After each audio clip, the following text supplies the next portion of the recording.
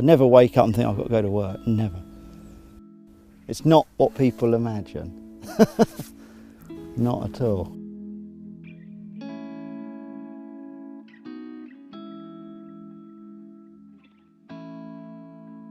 My name's David and I've been in forestry since 1985.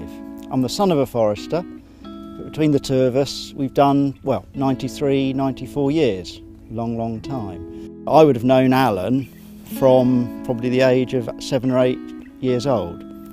So I've known Alan virtually my whole life, worked closely with him, and it's a good working friendship through and through, really. Well, my name is Alan Lang. I've been involved with this property here since 1969 when we did a previous clear fell and replant. More recently, in the last couple of years, we've felled that crop and we're now engaged in replanting the site. To start with, one has to obtain a felling licence from the Forestry Commission to fell the crop in the first instance, and you are then obliged to replant the site. This site here is a green sand site, it's a free draining site, so we choose species that we think are well suited to that. And we also take into consideration how well the trees will do to produce a commercial crop. In discussion with the owner, we decided to plant a mixture of 50% conifer and 50% broadleaves. The conifer here is all Douglas fir. The broadleaves are a mixture, principally oak, which will be the final crop, walnut, lime, wild service, hornbeam. We decided to replace the larch because there's a pathogen that's affecting it nowadays, and Douglas fir is much less likely to have problems of that sort.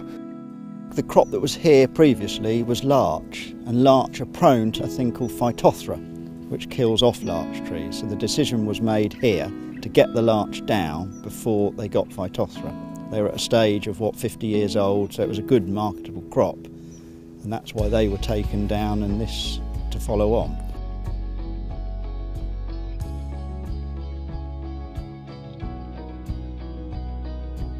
We're doing a 50% mix of broadleaves and conifers. They're being spaced out at 2.1 metres by 2.1 metres apart in the rows. The spacing of 2.1 is the required density of restocking that's required by the Forestry Commission to make sure we get enough trees per hectare on the site. The process of planting would consist of opening a hole up in the ground, popping the tree in, not too deep, otherwise you don't want to damage the root collar, firm them up nicely, and after we've planted the tree we would then knock a stake in firm, normally about 8 to 10 inches, which would then fix a tree shelter to, which would give you protection against deer and rabbits and such like. Well, a good day's planting would normally consist of about 300 trees to stake and tube for a 2-man team on an average day.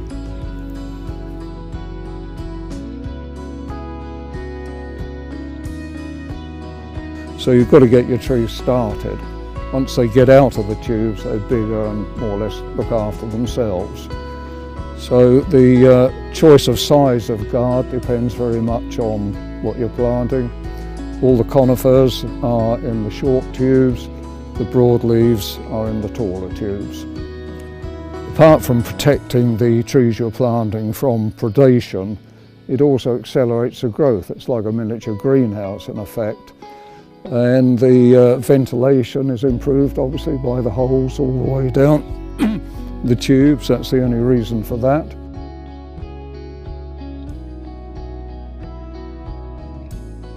Well, maintenance is important, of course, because otherwise, all the other vegetation that grows on the site could overwhelm the trees that you've planted. Bramble, for instance, on this site is going to be prolific.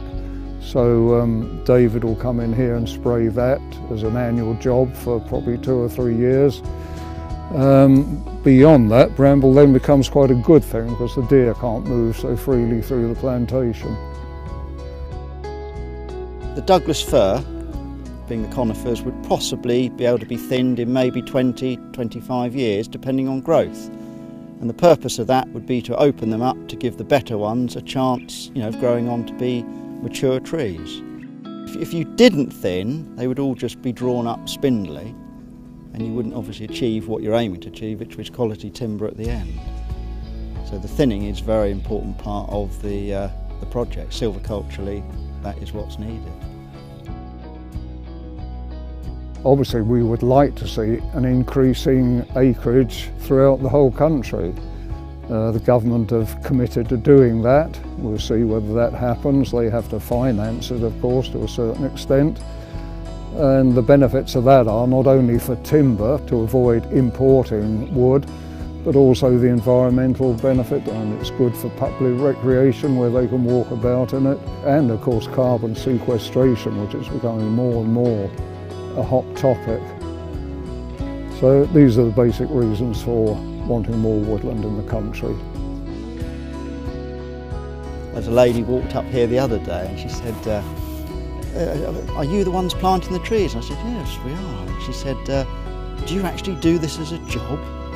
And I said, well, yeah, funnily enough, we do. Done it for 30 plus years. She was astonished. I love the industry, love it, born and bred in it, and this is what I do. Simple as that.